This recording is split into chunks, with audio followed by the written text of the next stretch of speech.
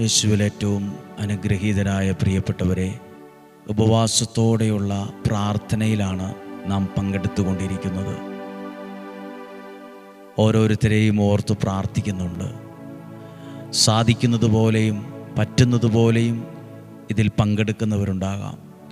സാഹചര്യങ്ങൾ അനുകൂലമല്ലാത്തതുകൊണ്ട് ഉപവാസമോ പ്രാർത്ഥനയൊന്നും എടുക്കാത്തവരും കാണും. നിങ്ങളെക്കൊണ്ട് കഴിയുന്ന പോലൊക്കെ ഈ പ്രാർത്ഥനയിൽ പങ്കെടുക്കുക. സ്നേഹത്തോടെയും വിശ്വാസത്തോടെയും നിങ്ങൾക്ക് വേണ്ടി പ്രാർത്ഥിക്കുന്നു. ഈ വചനം കേൾക്കുന്ന ഓരോരുത്തരോടും പറയാനുള്ളൊരു കാര്യമുണ്ട്. ഈ പ്രാർത്ഥനയും ഈ വചനവും എങ്ങനെയോ അബദ്ധത്തിൽ കേൾക്കുന്നവരല്ല നിങ്ങൾ. എങ്ങനെയോ അബദ്ധം പറ്റി കണ്ടതും കേട്ടതുമല്ല. ദൈവത്തിൻ്റെ ഒരു പ്ലാൻ, ഒരു പദ്ധതി നിങ്ങളെപ്പറ്റി ഉള്ളത് കൊണ്ടാണ്. ഇതൊരു അബദ്ധം പറ്റി കണ്ടതാ, യാദൃശ്ചികമായിട്ട് കേട്ടുപോയതാ അല്ല. ഇത് ദൈവത്തിൻ്റെ പദ്ധതിയിൽപ്പെട്ടത് കൊണ്ടാണ്. ഈ ആലയത്തിൽ പ്രാർത്ഥിക്കാൻ ആളുകൾ വരുന്നുണ്ട്. പ്രാർത്ഥിക്കാൻ, ധ്യാനത്തിൽ പങ്കെടുക്കാൻ ആളുകൾ വരുന്നുണ്ട്. ചിലർ പറയും ഞങ്ങൾ അബദ്ധത്തിൽ വന്നു പോയതാ. ഞങ്ങൾ വിശ്വസിക്കുന്നൊരു കാര്യം, കാലുള്ളത് കൊണ്ട് നടന്നു വന്നത് മാത്രമല്ല, പൈസയുള്ളത് കൊണ്ട് വണ്ടി ഓടിച്ചിങ്ങ് വന്നു എന്ന് മാത്രമല്ല, കാലുള്ളത് കൊണ്ടോ പൈസയുള്ളത് കൊണ്ടോ സമയമുള്ളത് കൊണ്ട് മാത്രം വന്നതല്ല, നിങ്ങളെപ്പറ്റി ദൈവ പദ്ധതി ഉള്ളത് കൊണ്ട് കൂടി വന്നതാണ്. നിങ്ങളെപ്പറ്റി ദൈവത്തിൻ്റെ പദ്ധതി ഉള്ളത് കൊണ്ട് വന്നത് കൂടിയാണ്. ഈ വചനം കേൾക്കുന്ന ഒരാളെപ്പോലും ദൈവം തള്ളിക്കളഞ്ഞതല്ല. ഈ വചനം കേട്ട് പ്രാർത്ഥിക്കുന്ന ഒരാളെപ്പോലും ദൈവം തള്ളിക്കളഞ്ഞവരല്ല. ദൈവത്തിൻ്റെ പദ്ധതിയുള്ളവരാണ്, ദൈവത്തിൻ്റെ സ്നേഹമുള്ളവരാണ്, ദൈവത്തിൻ്റെ കാരുണ്യത്തിൽ നിൽക്കുന്നവരാണ്. ഒന്നും നിസ്സാരമല്ല.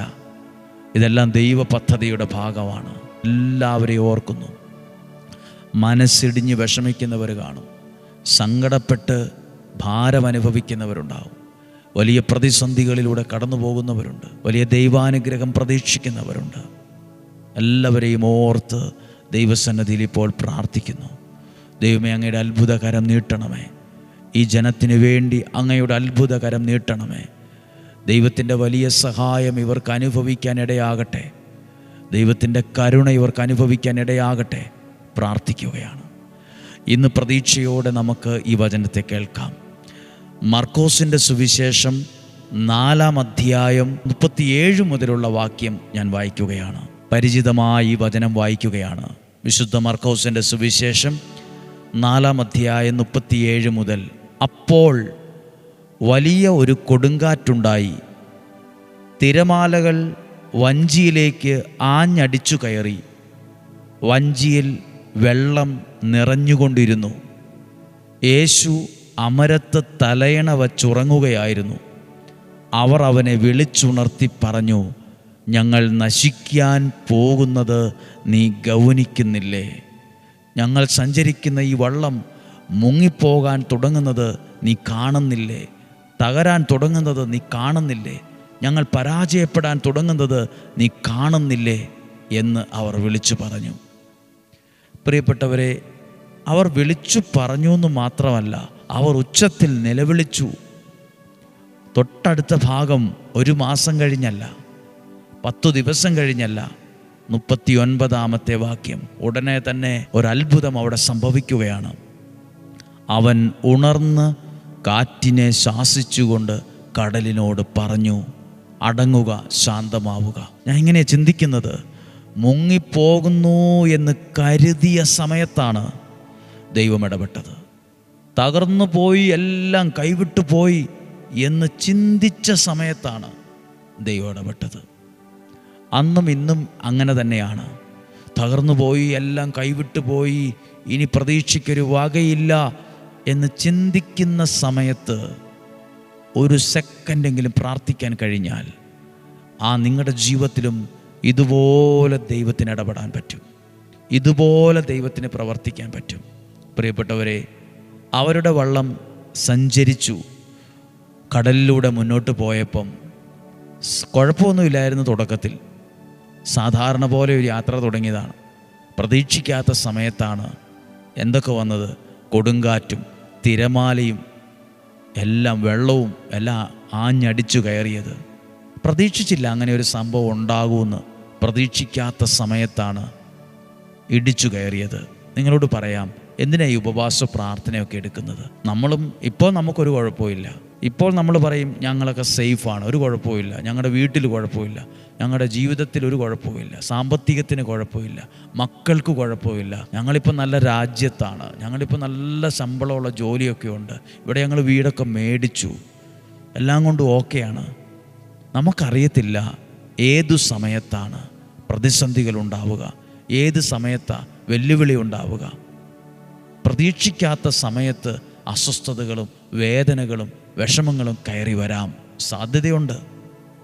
അപ്പോൾ ദൈവസാന്നിധ്യം ഉണ്ടെങ്കിൽ, ദൈവത്തിൻ്റെ സാന്നിധ്യം നമ്മുടെ കൂടെ, ഒരു പ്രാർത്ഥനയും ഒരു ദൈവാശ്രയത്വം നമ്മുടെ കൂടെ ഉണ്ടെങ്കിൽ, വചനം നമ്മുടെ കൂടെ ഉണ്ടെങ്കിൽ ഒന്നിനും നമ്മളെ മുക്കിക്കളയാൻ പറ്റിയല്ല.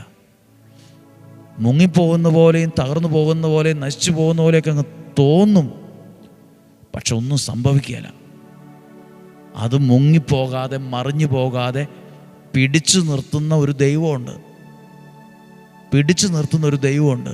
സ്കൂൾ തുറക്കുന്നതിന് മുമ്പ് കുട്ടികൾക്ക് വേണ്ടിയൊക്കെ പ്രാർത്ഥിക്കുന്നതിൻ്റെ ഉദ്ദേശം, പഠിക്കുന്ന സ്കൂള് കോളേജൊക്കെ, അവിടെ പലതും ജീവിതത്തിൽ അടിച്ചു കയറി വരാം. തെറ്റായ ബന്ധങ്ങൾ, കൂട്ടുകെട്ട്, മദ്യം, മയക്കുമരുന്ന്, ലഹരി, മോശ ബന്ധങ്ങൾ, മോശ കാര്യങ്ങളൊക്കെയും കൊടുങ്കാറ്റും തിരമാലയും വെള്ളമൊക്കെ അടിച്ച് വെള്ളത്തിലേക്ക് കയറിയതുപോലെ പിള്ളേരുടെ ജീവിതത്തിലേക്കും കയറാം.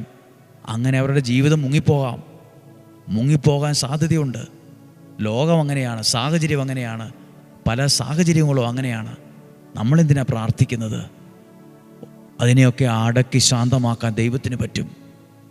ഒരു കുഴപ്പവുമില്ലാതെ, ഒരു കുറവും സംഭവിക്കാതെ, ഒരാപത്തോ അനർത്ഥമോ വരാതെ ജീവനെയും ജീവിതത്തെയും ആ വള്ളത്തെ നയിച്ചതുപോലെ നയിക്കാൻ, നമ്മുടെ ജീവിതത്തെ നയിക്കാൻ, കുടുംബത്തെ നയിക്കാൻ, ഭാവിയെ നയിക്കാൻ, നമ്മുടെ ബന്ധങ്ങളെ നിയന്ത്രിക്കാൻ ദൈവത്തിന് പറ്റും. അബദ്ധങ്ങളിൽ ചാടാതെ, തകർച്ചയിൽ ചാടാതെ, ചതിയിൽ ചാടാതെ. എത്രയോ പേരാ ചതിയിൽപ്പെട്ടത്, എത്രയോ പേരാ ജീവിതത്തിൽ 100% വിശ്വസിച്ചവർ ചതിച്ചത്. പലരും പറഞ്ഞത് അങ്ങനെ വേണ്ട, അങ്ങനെ ചിന്തിക്കല്ല, അങ്ങനെ വിശ്വസിക്കല്ല, അങ്ങനെ സ്നേഹിക്കണ്ട, പറഞ്ഞാൽ കേട്ടില്ല, പറഞ്ഞത് വിശ്വസിച്ചില്ല. ജീവിതം ഇന്ന് മനസ്സിടിഞ്ഞ ജീവിതമാണ്, പലരുടെയും തകർന്നിടിഞ്ഞ ജീവിതമാണ്. അങ്ങ് ജീവിച്ചു പോകുന്നതേ ഉള്ളൂ. പലതരത്തിൽ വിഷമിക്കുന്നവരുണ്ട്. പ്രിയപ്പെട്ടവരെ, നമുക്ക് പ്രാർത്ഥിക്കാം. കർത്താവേ, അങ്ങ് ആ വള്ളത്തിലുണ്ടായിരുന്നത് കൊണ്ടാണ് ഇതൊന്നും ഏക്കാതെ പോയത്. ഇല്ലെങ്കിൽ കപ്പലിൻ്റെ വഴിക്കും പലകയുടെ സൈഡിലും മനുഷ്യർ പലതും ചെതറിപ്പോയേനെ, നാല് വശത്തേക്ക് ചെതറിക്കപ്പെട്ടു പോയേനെ. ആ ദൈവസാന്നിധ്യം ഉള്ളതുകൊണ്ട്, യേശു അവരുടെ കൂടെ ഉള്ളതുകൊണ്ട് ഇച്ചിരി പ്രതിസന്ധികളുണ്ടായി, പേടി തോന്നി, ഭയം തോന്നി, നിലവിളിച്ചു, ശരി തന്നെ. പക്ഷെ അതിനപ്പുറത്തേക്കൊന്നും സംഭവിച്ചില്ല. ഒരു ദോഷം ഉണ്ടായില്ല, ഒരു തിന്മയുണ്ടായില്ല, ഒരനർത്ഥവും സംഭവിച്ചില്ല. നമ്മളതിനു വേണ്ടി ഉപവാസം പ്രാർത്ഥിക്കുന്ന ദൈവമേ, അങ്ങ് ഞങ്ങളോട് കൂടെ ഉണ്ടായിരിക്കണമേ. ഒരു തിരമാലയ്ക്കും ഒരു കൊടുങ്കാറ്റിനും ഒന്നും തകർത്ത് കളയാൻ കഴിയാത്ത വിധത്തിൽ അങ്ങയുടെ ശക്തമായ കരം ഞങ്ങളുടെ കൂടെ ഉണ്ടാകണമേ, ഞങ്ങളുടെ കൂടെ ഉണ്ടാകണമേ.